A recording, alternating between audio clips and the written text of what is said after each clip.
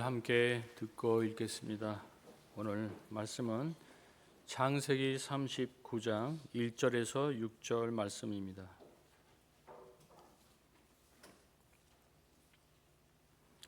함께 봉독하겠습니다. 요셉이 이끌려 애굽에 내려가매 바로의 신하 찬위 대장 애굽 사람 보디발이 그를 그리로 데려간 이스마엘 사람의 손에서 요셉을 산이라. 여호와께서 요셉과 함께 하심으로 그가 형통한 자가 되어 그의 주인 애굽 사람의 집에 있으니 그의 주인이 여호와께서 그와 함께 하심을 보며 또 여호와께서 그의 범사에 형통하게 하심을 보았더라.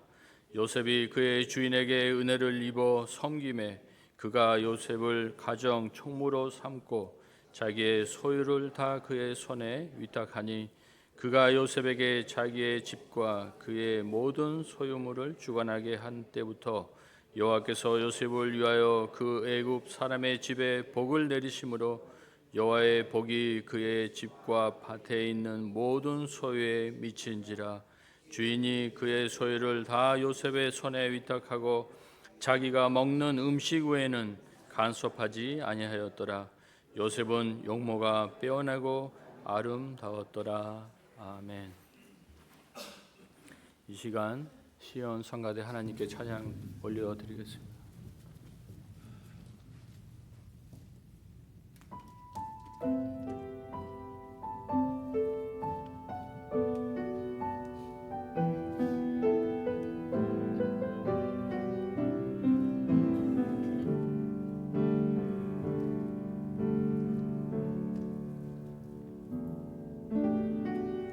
오늘도 힘든 삶을 견뎌내고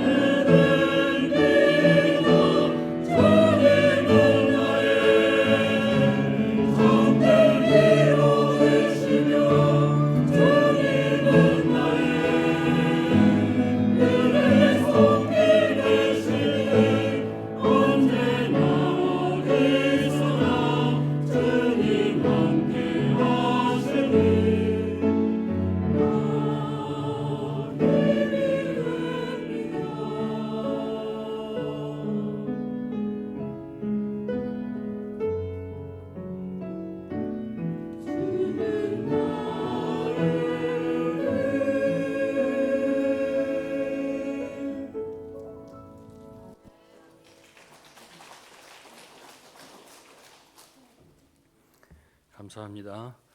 지금은 이덕규 목사님 나오셔서 형통함이라는 말씀을 전해 주시겠습니다.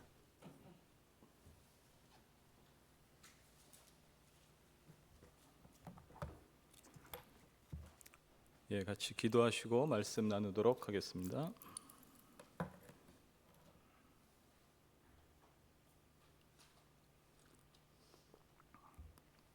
살아계신 아버지 하나님, 감사를 드립니다. 오늘도 주 앞에 예배자로 서게 하시고 이 시간 특별히 또 주의 말씀을 듣기를 원합니다. 주의 성령께서 함께하여 주시어서 말하는 자와 듣는 자들의 마음을 주장하여 주시옵소서. 감사드리며 예수 그리스도 이름으로 기도드립니다. 아멘. 오늘 설교 제목이 형통함이 아니고 원래 제목이 성경이 말하는 형통함이란 무엇인가라는 제목입니다. 이 말씀으로 이 제목으로 말씀을 나누기를 원하는데요. 그림 하나 제가 준비해 왔는데 한번 좀 보여주시겠어요? 이 그림이 뭔지 아세요? 이런 거 해보신 적 있으신가요?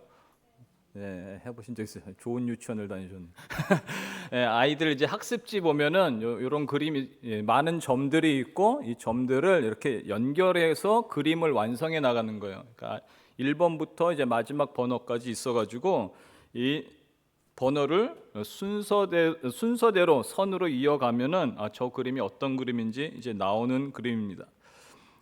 그래서 숫자가 필요하죠. 숫자가 필요하고요. 근데 숫자만 필요한 게 아니라 이것을 그 순서대로 연결하는 것이 중요합니다. 그래서 완성되면 저게 어떤 그림이구나가 이제 보여지는 거죠. 그래도 이거는 대충 어떤 그림인지 감이 잡히실지 모르겠는데 그 다음 사진 하나 더 보여주시겠어요? 이게 무슨 그림일까요? 저도 안 그려봐서 뭔지 몰라요. 근데 어쨌든 성경과 그리고 세상의 역사와 그리고 나의 삶, 우리의 삶은 마치 이 점입기 그림과 같습니다. 굉장히 많은 포인트들이 있는 거예요. 그렇죠? 삶의 포인트가 있고 역사의 어떤 포인트들, 사건들이 있는데 그것을 제대로 이어가지 못하면 저게 무엇인지 무슨 의미가 있는지 알아볼 수가 없는 것입니다. 그래서 우리는 오늘 설교를 통해서 또 하나의 큰 그림을 보기 위해서 몇 가지 점을 연결하는 작업을 해볼 것입니다. 그림은 이제 잠시 빼주셔도 되고요. 성경에는 축복, 또 형통함이라는 단어 또는 그런 구절, 또 그런 사건들이 굉장히 많이 나옵니다. 그런데 오늘날 많은 교회에서 또 많은 메시지들이 그 점들을 너무 제멋대로 연결해버린 바람에 하나님이 말하는 복이 무엇인지 성경이 말하는 형통함이 무엇인지 굉장히 잘못된 개념을 갖고 살아갈 때가 굉장히 많이 있습니다. 그렇죠? 그래서 오늘 요셉의 삶을 통해서 요셉의 삶 가운데서 나타난 여러 가지 사건들, 그 삶의 어떤 포인트들을 연결해 가면서 하나님께서 우리에게 형통함이 무엇인지 설명하는 것을 듣기를 원합니다. 여러분들이 생각하시는 형통함이란 무엇입니까? 어떤 것입니까? 성경에는 복과 형통함에 대한 얘기가 굉장히 많이 나옵니다. 그리고 하나님께서 그것을 우리에게 약속하셨죠. 내가 너에게 복을 주기를 원한다. 너희가 형통하기를 원한다. 이런 표현들이 굉장히 많이 나옵니다. 그리고 인간인 우리들은 복을 원하잖아요. 그렇죠? 형통함을 원합니다. 그걸 원하지 않는 사람이 없어요. 근데 재밌지 않습니까? 하나님은 우리에게 복 주시길 원하시고 형통함을 이야기하시고 우리는 그 복을 받길 원하고 형통하기를 원하는데 실제 우리의 삶 속에서는 굉장히 많이 나에게 복이 충분하게 주어진 것 같지 않고 내 삶이 그렇게 형통하다고 느껴지지 않는 것이 우리의 현실입니다. 그럼 왜 그런 일이 생길까요? 그 이유가 뭐냐면 사용하는 단어는 같은데 그 단어의 개념이 다른 거예요. 하나님이 생각하는 복의 개념과 형통함의 개념이 인간인 우리가 갖고 있는 복의 개념과 형통함의 개념이 다르니까 말은 같은데 서로 다른 생각을 하는 거죠. 동상이몽이라는 단어와 좀 맥락을 같이 합니다. 문자 자체가 같은 잠자리에서 다른 꿈을 꾼다라는 이 한자 수거가 무엇을 이야기하죠? 같은 곳을 있는데 같은 그룹에 있는데 그 부부든지 가족이든지 교회든지 어떤 공동체가 같이 있는데 서로 생각하는 건 다른 거예요. 같은 것을 보는데 이해관계나 생각은 전혀 다른 생각을 하고 있는 것과 같습니다. 성경에서 하나의 예를 들면 이런 거예요. 요한복음 2장에 보면은 예수님께서 성전 척결하는 사건이 이야기가 나옵니다. 그러면서 예수님께서 성전 안에서 시장판이 되어진 성전을 보면서 그 사람들을 쫓아내고 동물들을 채찍을 만들어서 쫓아내는 사건이 일어납니다. 그랬더니 이제 그 유대인들이 네가 뭔데 그런 일을 막 하느냐라고 하면서 무슨 표적을 보여달라고 이야기합니다. 그래서 예수님께서 이 성전을 헐라 내가 사흘 동안에 일으키리라 라고 이야기합니다. 그랬더니 유대인들이 종교 지도자들이 아니 이 성전이 46년 동안 지어진 것인데 네가 3일 만에 이거를 다시 일으켜 세울 수 있겠다고 그게 말이 되냐 하면서 전혀 이해하지 못하는 반문을 합니다. 그렇죠? 근데 21절에 보면은 예수님께서 그 말을 이렇게 얘기해요. 그러나 예수는 성전된 자기 육체를 가리켜 말씀하신 것이라. 그러니까 성전이라는 단어를 예수님도 쓰셨고 유대인들도 썼는데 개념은 서로 다른 거였죠. 예수님은 자기의 육체를 의미하면서 성전이라고 이야기했고 자신의 부활을 얘기했고 유대인들은 보이는 그 건물을 바로 이렇게 생각했던 거죠. 그러니까 당연히 이해가 될 수가 없는 상황이었습니다. 그리고 나서 22절에 이렇게 이야기해요. 죽은 자 가운데서 살아나신 후에야 제자들이 말씀하신 것을 기억하고 성경과 및 예수의 하신 말씀을 믿었더라. 그러니까 그 자리에 함께 있었던 제자들도 그것이 예수님께서 하신 그 말씀을 하셨을 때 뭔 소리 하는지 도저히 이해할 수가 없었던 것입니다. 나중에 후에서야 예수님께서 죽으시고 부활하시고 성령께서 오시면서 그때 하신 그 말씀이 그 뜻이었구나를 깨달았다라고 성경이 지금 기록을 하는 거죠. 그러니까 예수님께서 그 말씀을 하셨을 그 당시에는 그 사람들이 알아듣게 하기 위해서 하신 말씀이 아니에요. 전혀 알아들을 수가 없었던 사건이에요. 왜냐하면 나중에 부활의 사건이 있고 나서야 그제서야 그들이 깨달을 수 있었던 어떤 이야기였습니다. 그렇죠? 그래서 제자들도 그때 가서야 그게 그 의미였구나라고 깨달았습니다. 그래서 우리가 성경을 볼 때에 하나님의 말씀을 읽을 때에 바로 이해를 하려면 성경에 나오는 어떤 핵심적인 단어들, 복음을 이야기하기 위한 핵심적인 단어들의 의미, 그 컨셉을 성경적인 컨셉을 가져야만 성경이 바로 읽혀지고 이해가 되어집니다. 구원이 무엇인가? 그렇죠? 그리고 믿음이 뭔가? 그냥 세상 사람들이 생각하는 개념이 아니고 성경이 말하는 믿음이 무엇인가? 영생이 무엇인가? 죽음이 무엇인가? 선은 무엇이고 악은 무엇인가? 그리고 예정이라는 것은 무엇인가? 굉장히 많은 단어들이 있는데 그런 것들의 성경적 의미를 하나하나씩 알아가야 이해가 되어지는 거죠. 그렇죠? 그러니까 성경은 새로운 언어예요. 지금 우리 이승준 집사님이 기도를 스페인어로 하셨잖아요. 알아들으셨어요?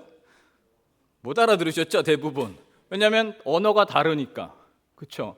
언어를 아는 사람들은 아는 청년들은 뭘 기도했는지 아는데 언어를 모르는 어른들 우리들은 무슨 기도지? 많은 분들은 못 알아듣는 거예요. 그러니까 성경이 그런 것 같아요. 똑같아요. 그래서 그 언어들을 배워가셔야 합니다. 그래서 오늘 특별히 우리가 관심 있게 보는 것이 형통이라는 단어에 집중하자라는 거예요. 과연 하나님께서 말씀하시는 형통함이 무엇인가? 하나님께서는 우리들을 어떻게 형통한 자로 만들어 가실 것인가? 그리고 형통한 자의 모습은 그럼 어떤 것인가? 그리고 하나님께서 우리에게 형통함을 주시기 위해서 어떤 일을 해나가고 계신가라는 것들을 살펴보기를 원합니다. 요셉의 삶을 통해서 한번 살펴볼 건데요. 요셉이 누구였습니까? 요셉은 야곱의 11번째 아들이자 야곱이 굉장히 사랑했던 아들이었죠. 노년에 얻은 아들이었고 특별히 자기가 사랑하는 아내를 통하여서 얻은 아들이라 더 그를 편애한다라고 할 정도로 요셉을 좋아했습니다. 요셉의 이야기가 창세기 37장부터 이렇게 이야기되어지는데 요셉이 17살 때부터 이야기가 시작되어집니다.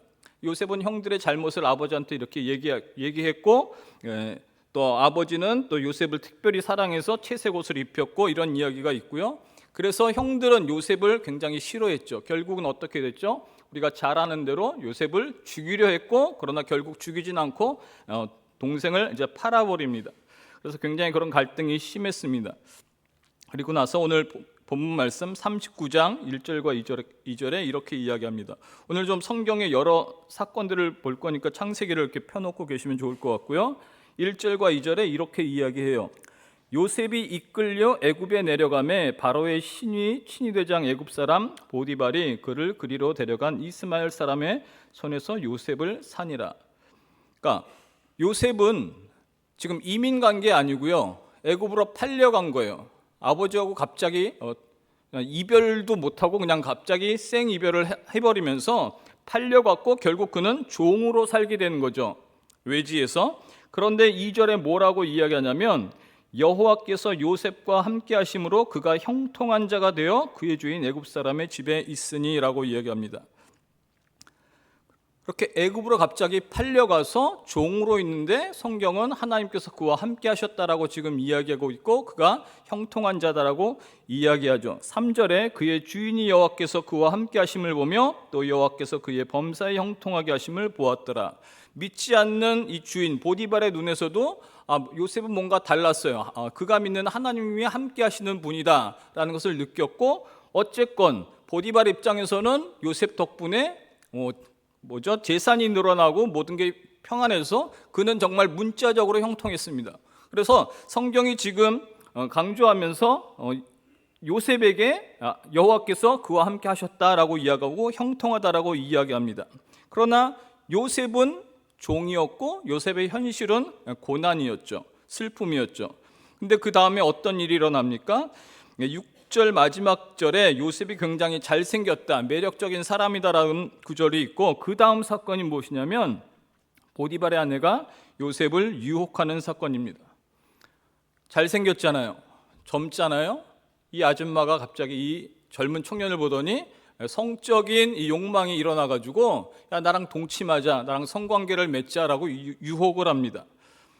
그랬더니 어떻게 대답을 하죠? 9절에 보니까 요셉이 이렇게 이야기해요. 이 집에는 나보다 큰 이가 없으며 주인이 아무것도 내게 금하지 아니하였어도 금한 것은 당신뿐이니 당신은 그의 아내임이라. 그런즉 내가 어찌 큰 악을 행하여 하나님께 죄를 지으리이까. 1차적으로 형통한 사람이란 어떤 사람을 이야기하냐면 하나님께서 함께 하시는 사람을 성경은 형통한 자라고 이야기해요. 복받은 자다라고 이야기합니다. 그렇죠? 하나님께서 함께 하심을 인식하며 살아가는 자, 그 사람이 복받은 사람이에요. 그러니까 하나님이 많은 사람한테 하나님은 어떤 개념이나 사상 정도로 갖고 있는 경우가 굉장히 많습니다. 그러니까 실제가 아니고 그냥 어떤 정보 정도 수준으로. 그런데 지금 그 하나님이 나와 함께 계시는, 내 옆에 함께 계시는 실존하는 하나님, 실제 하나님을 인식하며 살아가는 사람은 형통한 사람이에요. 왜냐하면 함께 하심이 분명하기 때문에, 지금 옆에 앉아 계신 분이 실제인 것처럼 하나님이 내 옆에 계신 분이 실제인 거기 때문에 죄에 대해서 승리를 할 수가 있죠. 같이 있는데 막 죄를 못 짓잖아요. 우리가 언제 죄를 짓죠? 여러분들 언제 죄를 짓습니까? 아무도 나를 안 본다고 생각할 때 죄를 짓잖아요. 학생 청년들이 언제 죄를 짓죠? 아무도 나를 보지 않는다라고 생각할 때, 자기들끼리만 있다고 생각할 때 그들은 죄를 짓죠. 마약을 하고, 그렇죠? 간음을 하고, 야동을 보고. 부모님이 있는데 거실에서 이렇게 야동 안 볼 거 아니에요. 근데 아무도 나를 안 본다라고 생각하니까 그런 일들을 행하는 거죠. 그렇죠? 네. 그렇기 때문에 하나님께서 나와 함께 하신다는 것이 실제로 인식하며 살아가는 사람은 일단 그것 자체로가 복받은 자이고 형통한 자인 거예요. 왜냐하면 그 안에서 살아가기 때문에 내가 거룩한 삶을 살아갈 수 있기 때문에 그렇습니다. 요셉은 주인을 속일 수 있을지언정 하나님은 속일 수 없다라는 것을 분명히 알고 있었어요. 왜냐하면 하나님이 실제 하시는 하나님이기 때문에. 그렇죠? 그래서 내가 어떻게 하나님 앞에서 그런 죄를 범하겠습니까? 죄에 대해서 당당하게 노라고 할 수 있었던 거죠. 하나님이 그냥 뜬구름 잡는 무슨 개념이 아니었고 실제였습니다. 그런데 문제는 이 보디발의 아내 이 아주머니가 정말 날마다 요셉을 유혹했다라고 성경이 틈만 나면 요셉을 유혹했습니다. 요셉은 거기에 대해서 항상 노를 외쳤죠. 그 젊은 혈기에 쉽지 않은 유혹이었겠죠. 그런데 노라고 분명히 외쳤습니다. 하나님과 함께 하였기 때문에.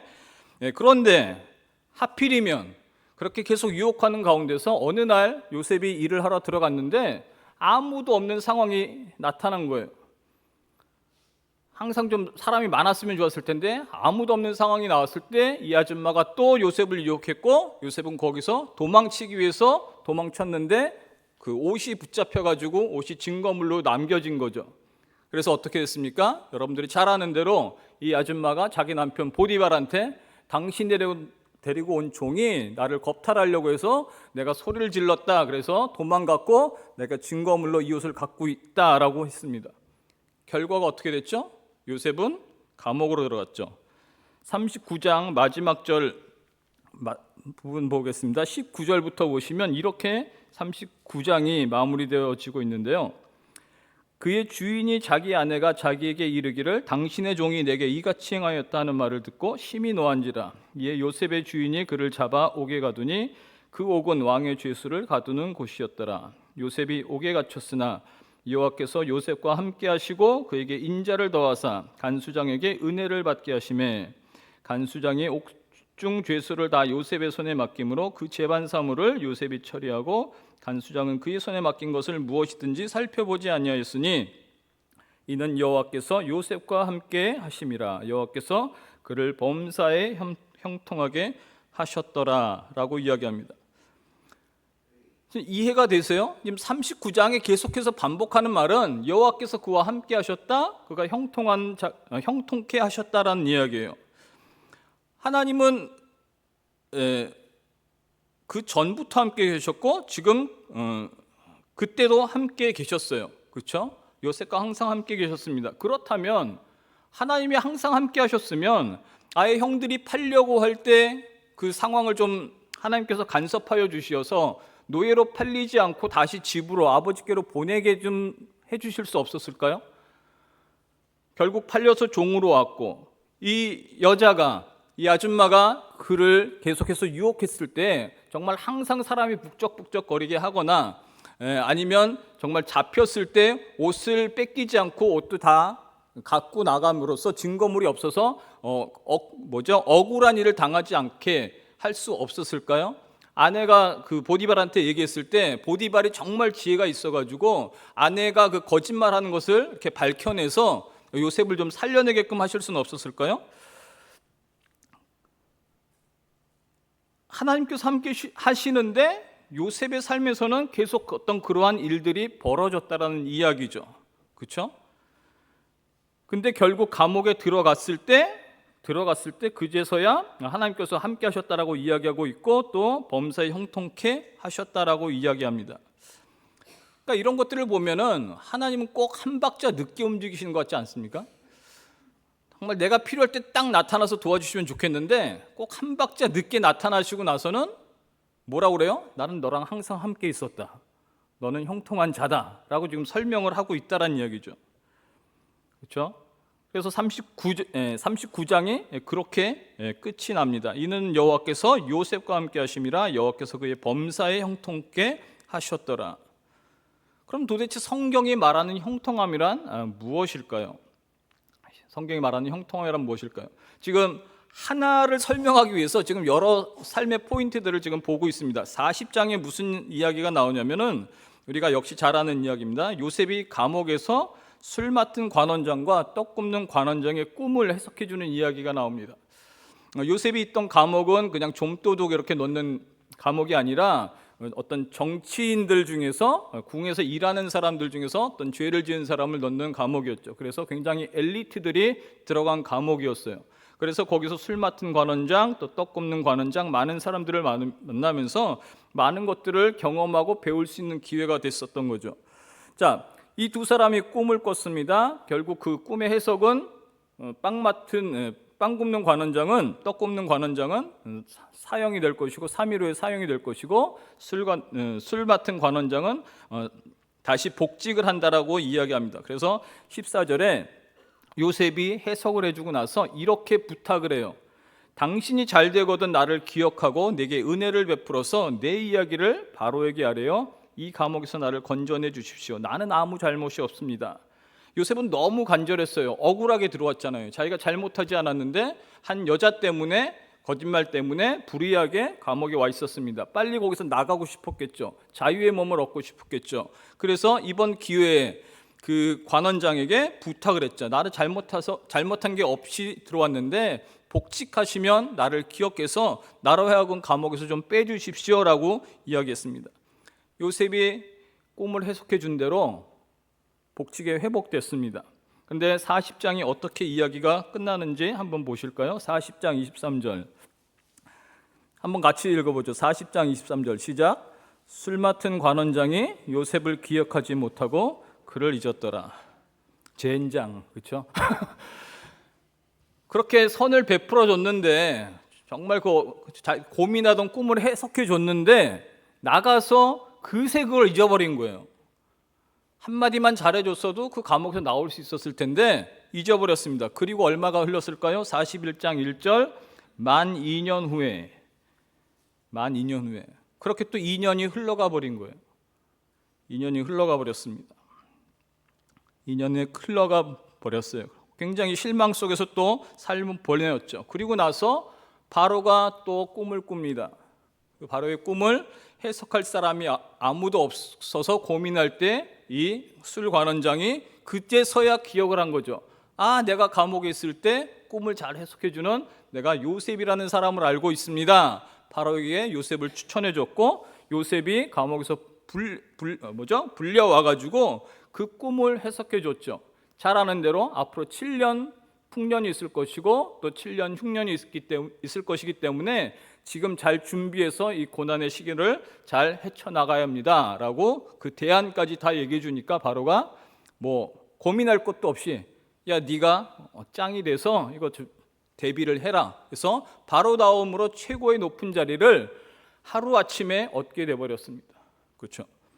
우리가 잘 아는 이야기예요. 41장에 애굽의 총리로 임명합니다. 그러니까 30세에 총리가 됐어요. 17살에 팔려와서 13년간 그렇게 고생을 해서 어느 날 갑자기 애굽의 총리가 되었습니다. 그러면 이제서야 요셉이 진짜 복을 받은 사람이고 진짜 형통한 사람이 된 것입니까? 많은 경우에 우리는 설교를 듣거나 뭐 공부를 할 때 그렇게 많이 듣잖아요. 그래서 결국 요셉은 형통한 사람이 된 거야, 축복받은 사람이 된 거야. 근데 지금 우리가 살펴본 대로 성경은 그렇게 얘기하지를 않고 있다는 얘기죠. 왜냐하면 아까 우리가 살펴봤듯이 성경은 이미 그가 애굽에 팔려갔을 때도 하나님께서 그와 함께 하셨다라고 이야기하고 있고, 그가 형통한 자다라고 이야기하고 있고, 그가 억울하게 불의하게 감옥에 들어갔을 때도 하나님께서 그와 함께 하셨고 그는 형통한 자다라고 이야기했습니다.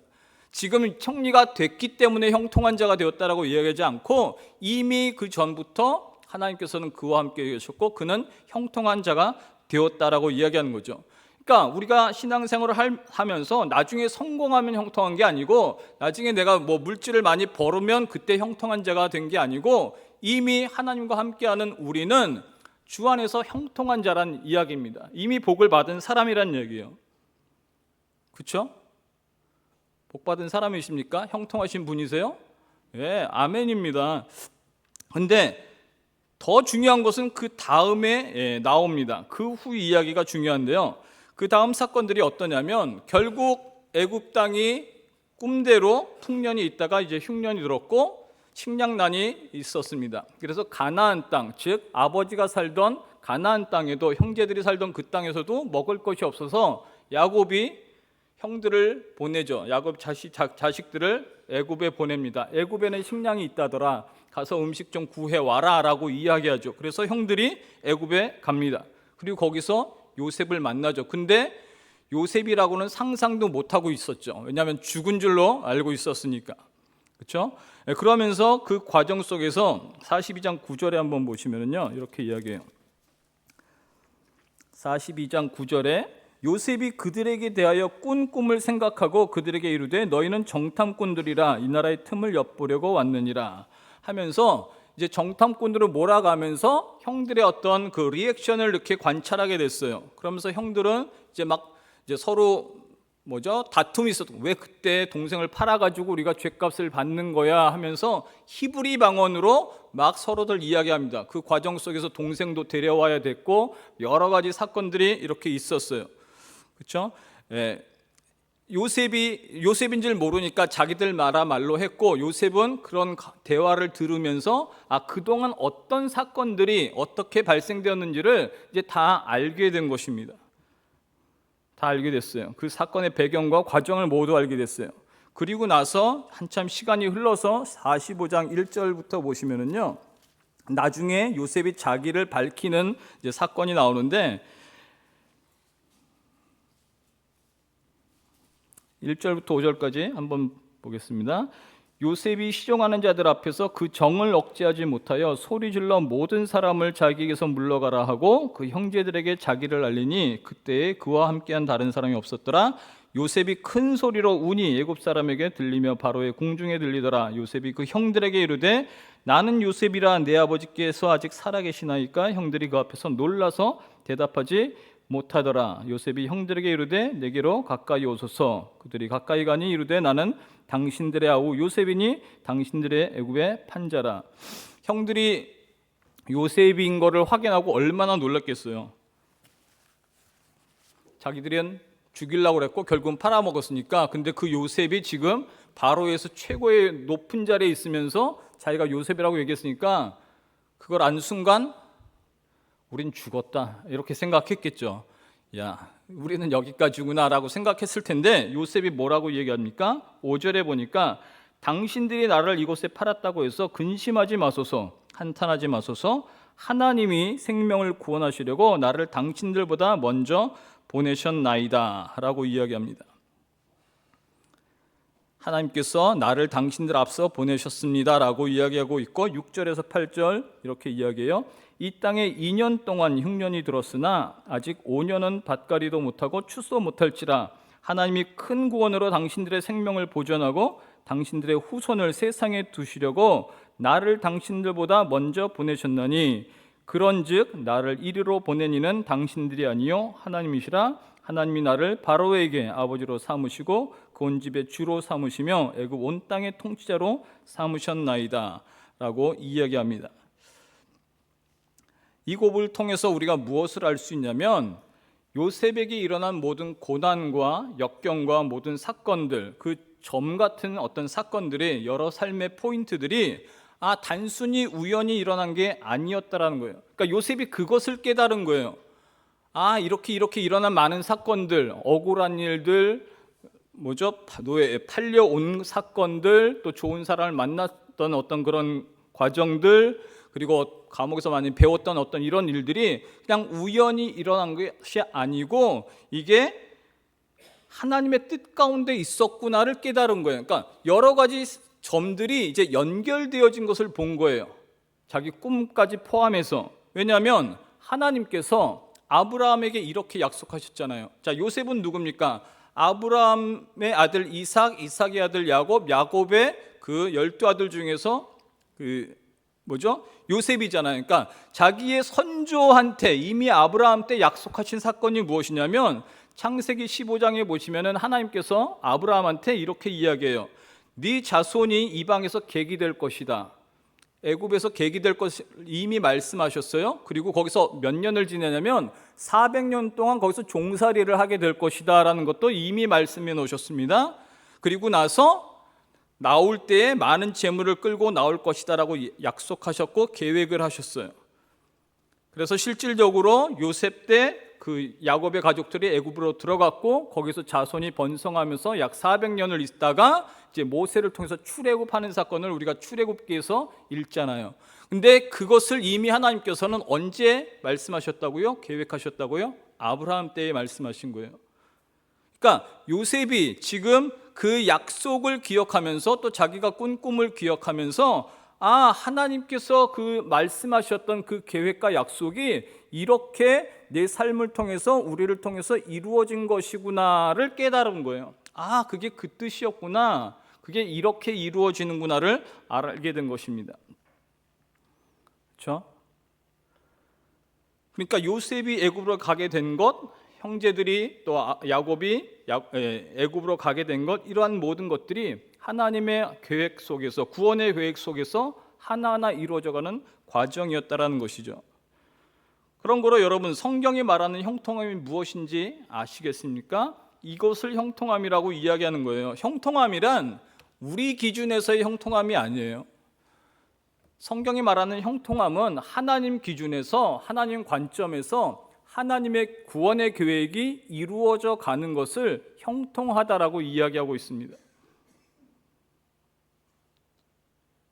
우리는 우리 차원에서 자꾸 내가 복받고 내가 형통해지는, 세상 사람들도 똑같이 생각하는 그런 복의 개념이나 형통함의 개념을 갖고 살아가는데, 성경이 복과 형통함을 이야기할 때는 그런 차원에서 이야기한 것이 아니고 하나님께서 창세 전부터 계획하셨던 하나님의 그 놀라운 구원 계획이 우리 가운데서, 내 삶 가운데서 이루어지는 것을 형통하다라고 이야기하고 있는 것입니다. 여호수아서 1장의 8절에 보면 그 얘기가 나오죠. 잘 아는 말씀이죠. 이 율법책을 내 입에서 떠나지 말게 하며 주야로 그것을 묵상하여 그 안에 기록한 대로 다 지켜 행하라. 그리하면 내 길이 평탄하게 될 것이요 네가 형통하리라. 여기서 말하는 형통이 무엇입니까? 여호수아의 임무는 땅을 정복하고, 하나님께서 약속하신 땅을 정복하고 그것을 자기 지파들한테 분배하는 일입니다. 그 일이 이루어지는 것을 형통하다라고 이야기하는 거예요.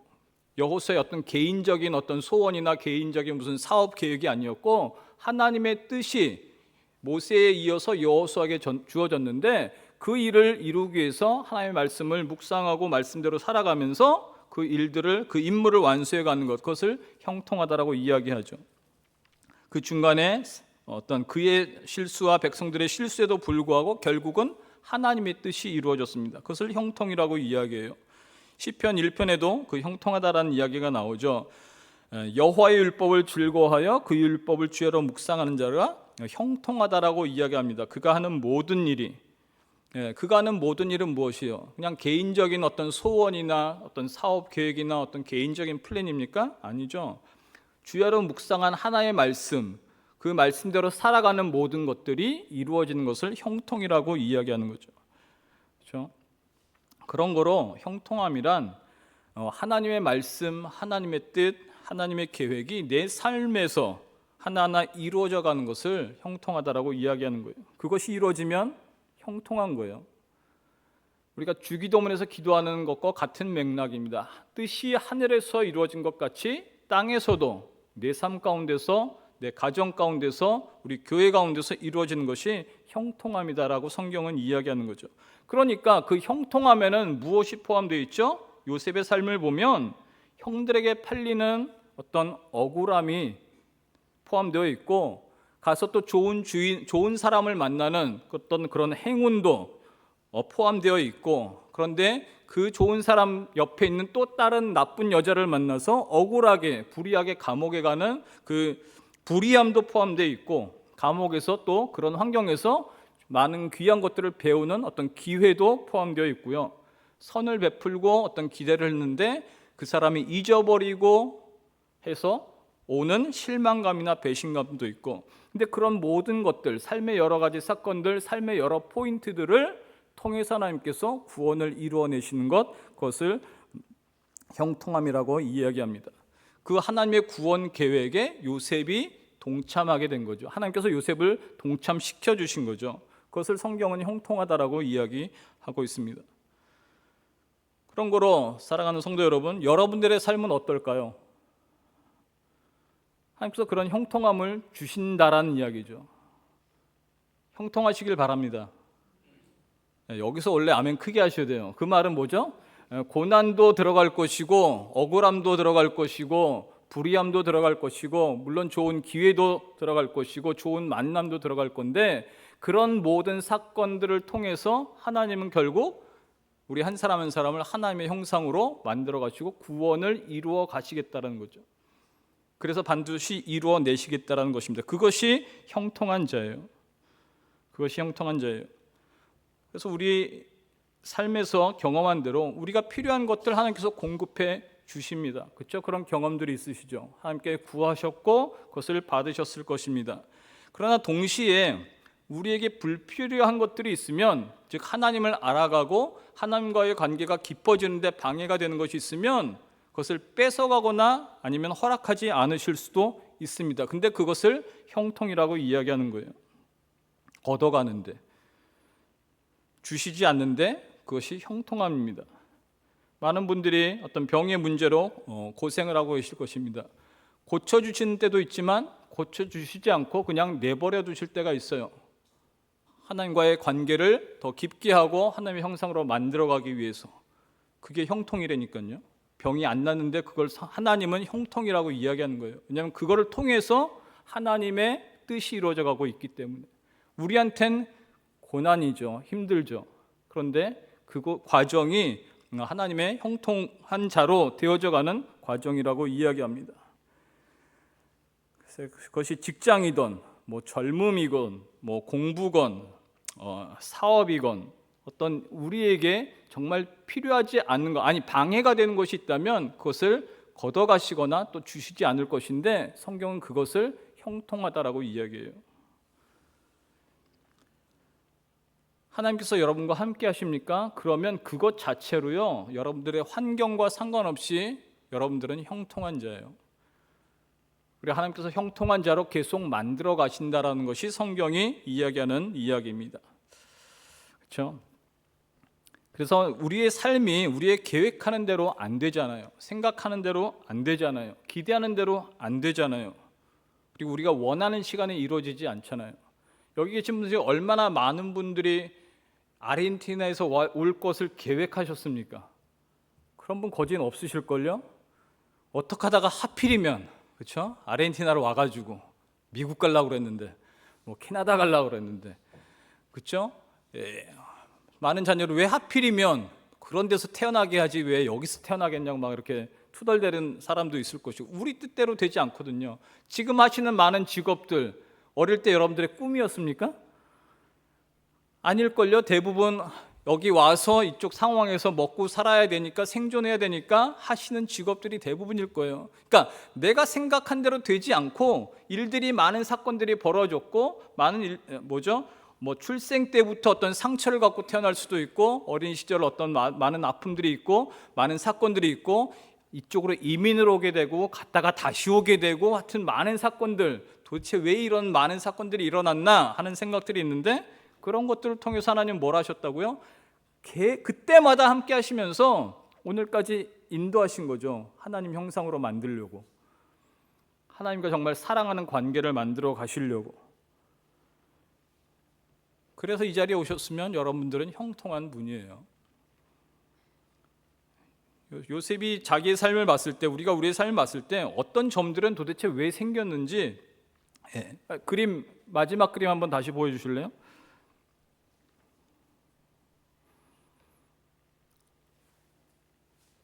뭐 수많은 점들이 있습니다. 저 많은 점들은 성경에서 말하는 창세 전부터 시작해서 모든 역사, 그리고 우리의 삶, 그리고 앞으로 다가올 많은 미래, 세상이 어떻게 끝나고 하나님의 나라가 어떻게 이루어질까지의 모든 점들을 다 포함했다고 생각하시면 돼요.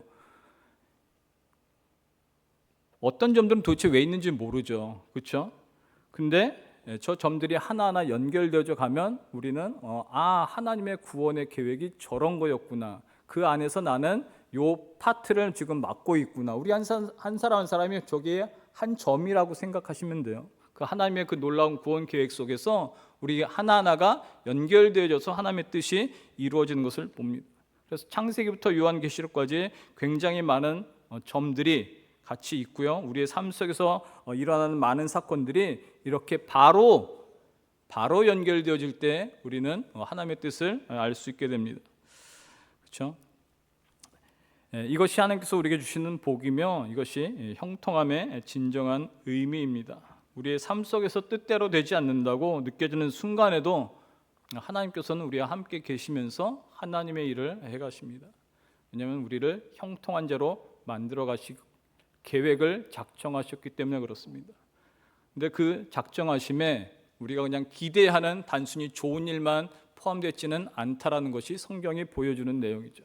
그 안에 모든 어떤 억울함이나 힘듦이나 고난이나 그런 것들 다 포함해서 하나님은 우리를 만들어 가고 계십니다. 그런 거로 여러분들 성경을 통해서 그 하나님을 알아가시고 이 점들을 하나하나 연결해 가시면 하나님의 큰 축복이 무엇인지, 내가 그 구원에 속해 있다라는 의미가 무엇인지, 그것이 얼마나 영광스러운 일이고 얼마나 감격적인 일인지를 알아가실 거예요. 그러면 버틸 수가 있어요. 이 힘든 삶을. 그런 의미 속에서, 그런 계획 속에서 하나님께서 나를 이런 삶을 허락하신 거구나가 이해가 되어지기 때문에 요셉이 이해를 한 것과 똑같이요. 요셉이 그 많은 점들이 연결되어진 것 같을 때, 그 말의 그 표현이 하나님이 다 주어가 됐잖아요. 하나님이 하신 거예요. 하나님이 계획 속에서. 그때 용서도 될 수 있는 거죠. 그때 용서도 될 수 있는 거예요. 그때 우리는 더 사랑을 할 수도 있는 것이고, 그때 다른 사람을 용납할 수 있는 것입니다. 그런 축복된, 그런 형통한 저와 여러분이 되기를 주의 이름으로 바랍니다. 기도하겠습니다. 살아계신 아버지 하나님, 감사를 드립니다. 오늘도 주 앞에 예배자로 서게 하시고, 오늘도 기록되어진 성경을 통해서 하나님의 뜻을 알아갈 수 있는 시간을 허락하시니 감사를 드립니다. 하나님, 우리가 살면서 정말 이해되지 않는 많은 사건들이 있습니다. 이해되지 않는 많은 성경의 본문들이 있습니다. 하나님, 그러나 그런 모든 것들이 하나님의 주권 아래서 이루어져 가고 있고, 하나님께서 세우신 구원의 계획이 하나하나 이루어져감을 우리는 성경을 통해서 확인할 수 있습니다. 하나님, 하나님의 그 놀라운 계획 안에 내가 포함되어 있음을 정말 기억하며 감격할 수 있게 하시고, 우리가 포함되어 있음을 기억하고 믿음으로 하루하루를 승리할 수 있는 하나님의 백성들 될 수 있도록 축복하여 주시옵소서. 감사드리며 예수 그리스도 이름으로 기도드립니다. 아멘.